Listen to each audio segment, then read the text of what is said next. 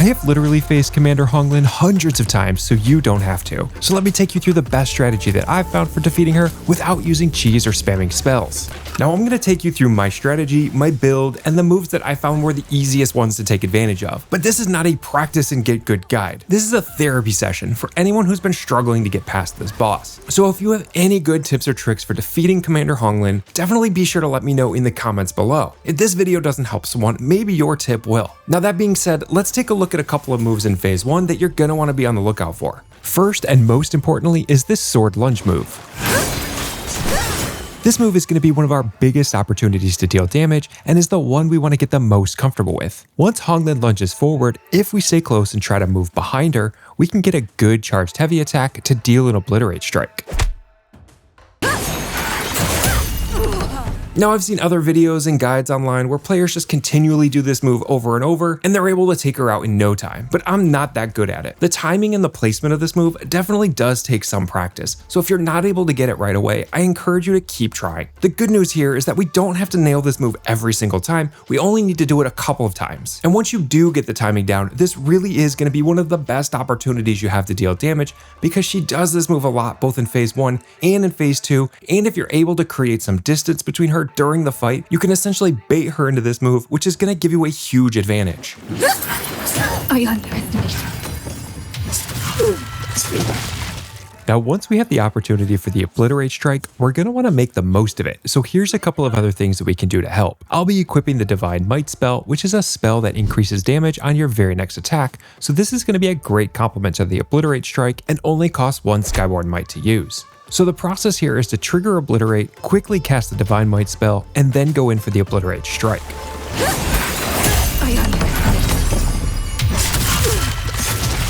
Now I'll also be using the Leech Bone Needle as my Temperance arm.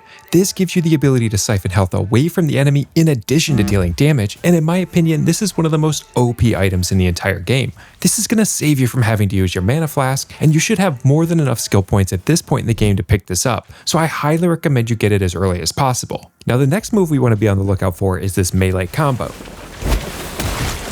This one is really tough to defend against because it's a melee combo, which means you can't use clash or deflect against it. It could also be pretty unpredictable because sometimes it's just 2 moves, and sometimes it's 3 moves,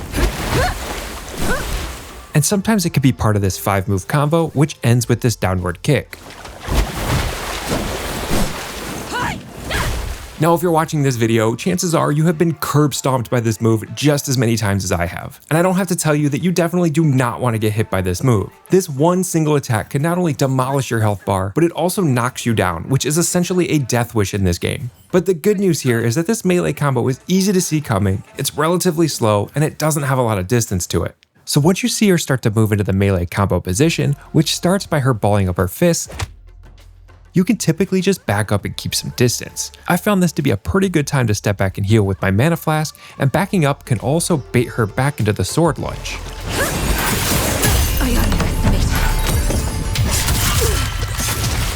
Now as far as the downward kick goes, this one actually isn't too hard to dodge away from if you know it's coming. So always be on the lookout for when she lifts her leg up in the air, that's when you know she's about to come down hard.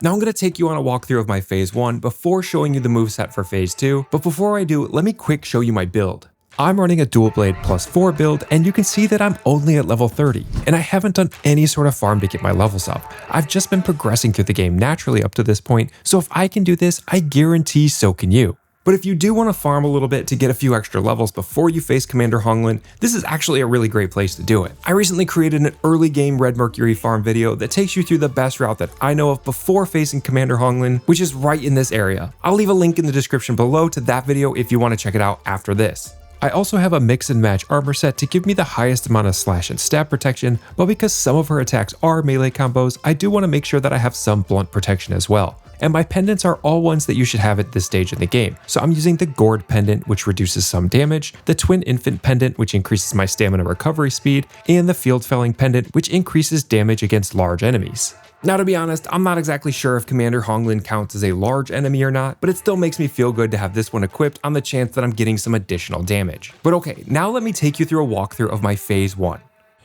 Okay, here we go, starting at the Palace Hill Shrine. Let's take the path here. Now, I always kill this guy up on the roof first. Not only does it make me feel tough, which it does, it's just a good way to get a node of Skyborn Might going into the fight. So if you have another way to get Skyborn Might, I definitely encourage you to take it. You don't want to really go into the fight without one, because you can kind of take advantage of this very first move. So I always try to get, a node at least of Skyborn Might going into any boss fight. Drop in here, skip this.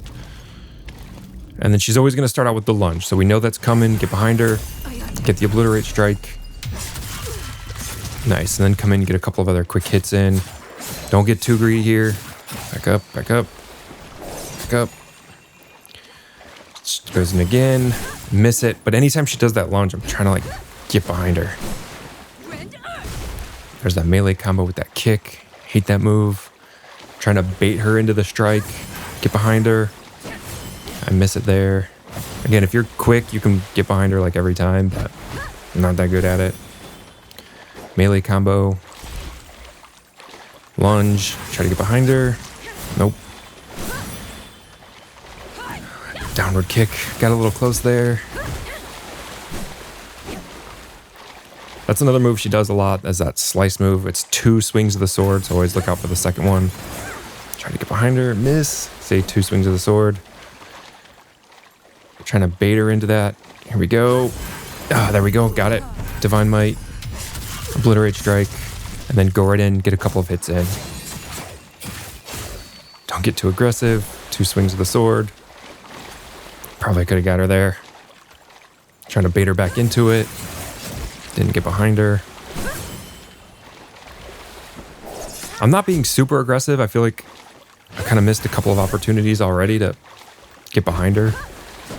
There's the 5. She'll do the kick. I didn't have enough distance there. I hate that move. And then anytime she goes through a combo, I'm trying to, keep a little bit of distance. Ooh, she almost got me there. Okay, Divine Might, Obliterate Strike. Use the Blade Master, the Bloodborne buff.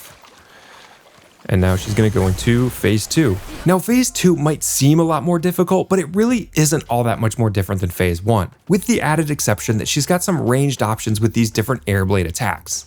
Sometimes that comes as multiple vertical air blades, Let's see how much you got. and sometimes it's just a single horizontal one. And sometimes it's a vertical blade followed by a lunge, a double kick, and then the dreaded downward kick.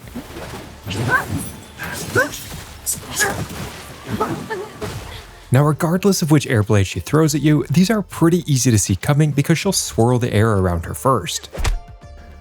So when she does, just be prepared to dodge through the attack, and this is another area where I like to try to keep some distance. If you do, you can usually bait her back into the sword lunge move and try to get behind her.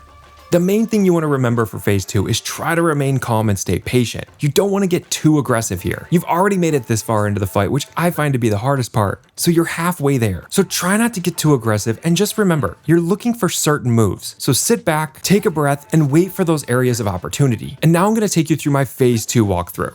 I like to take this opportunity to do the Leech Bone Needle, right out of the gate.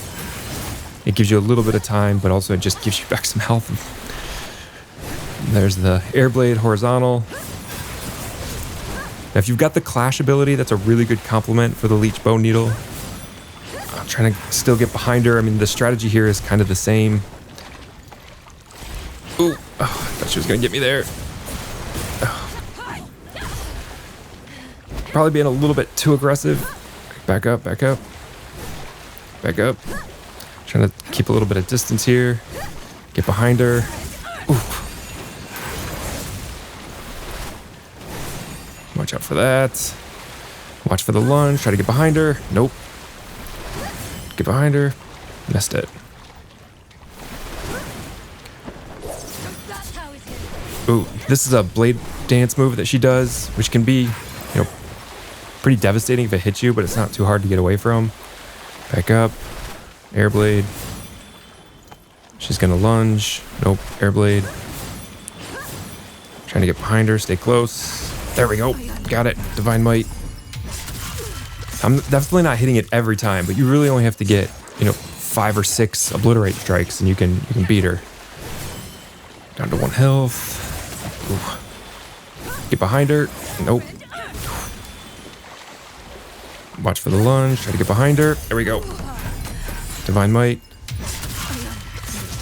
And then get a couple of good hits in here. Trying not to get too greedy. It's so hard. You would just want to try to finish it, but I can't. Not at this level. Like one more good backstab, I should be able to get her. Oh, the blade dance move. She's gonna come up, come down. There, lunge. Get behind her. Nope. Probably could have gone for it there. There we go. Got it. Should do it. Just like that, we've defeated Commander Honglan. Finally. Guys, as always, thank you so much for watching. I hope you found this video helpful and it helped you conquer Commander Honglan. If so, leaving a like or a comment to let me know is always appreciated. And if you've got a tip that could help somebody else, definitely be sure to let me know in the comments as well. As always, thanks everyone for watching, and I'll see you on the next one.